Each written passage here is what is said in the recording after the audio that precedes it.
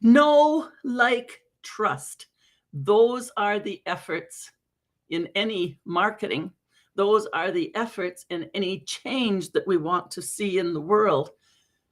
And it's really interesting that now all of us are really global. We're on social media, we're on the world wide web. The internet truly means worldwide. What we put out there goes all over the globe. It's available. And that is where the challenge comes in. How do we know who we're connecting with? How do we get to like them or know if they like us other than, oh, I like that comment there. I like that meme. I'll hit the like, the like, the like, the like. Well, sometimes there's a love in there. I mean, if it's family, I often put the love in there and the caring. But how do we get to know people? How do we get to really like them if they're just a figment of our imagination connected by social media and Zooms? And out of all of that, how do we build that trust with each other? How do you do it? How do we get that know, like, trust so that people choose to be with us, choose to work with us, choose to take the change that can be helped with the offerings?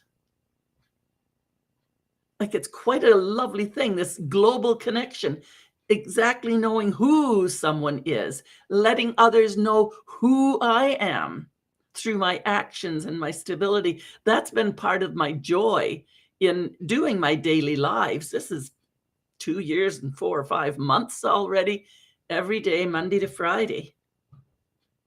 And it has helped ground me and let me know that I can speak to topics that are top of mind at any one moment. And I like that. But as people correspond back and forth with me, I realize it's also a way to make that ever important connection. But we do have to be careful, because when we're just on our social media, on our Facebook, our LinkedIn, social, what was it, Instagram and TikTok, that's going out all over the world, and we don't know. We know when we're getting hacked, when somebody wants to be a friend and there's nothing on their page except a repeated, I'm a general in the military or whatever. I'm sure they want to be my friend. Delete, delete, delete. So I scan all of those, but I don't know if everyone scans. And even out of that scanning, at the end of the day, I'm still, okay, let's connect. But then we have to get to the know, like, and trust. And that's impossible when there's thousands of people all wanting to be connected. But we have to be careful. We have to be aware in the digital world. And I'm starting to realize the tension that goes up with that, the stress, the worry. And we have to do it if we want to be in this world. Or some people say, I'm not doing anything with Facebook, and they stay in their own local world. And all of it's a choice. But to be aware of what's going on around us, keeping ourselves safe for other people, our family and friends that are in our list, it adds a worry. So then that brings us to the mental health and the mental fitness. It's never far away. Sometimes it feels like stress and anxiety, and other times it's worry. And then, oh, I wonder what's going on there. And I get curious. So we have that whole range of emotion that goes on with the like, know, and trust messed in with the social media and this global world that we're in through technology. So as I was thinking through, I thought, life changes. It's constant. Change is constant, moment by moment by moment. But at the base, life really doesn't change. So where does all this stress and worry and mental illness come from, except to think, okay, we are not being grounded in ourselves? Because it's true, the more things change, the more we understand that the grounding and true life is at the base of knowing ourselves and acting in that world.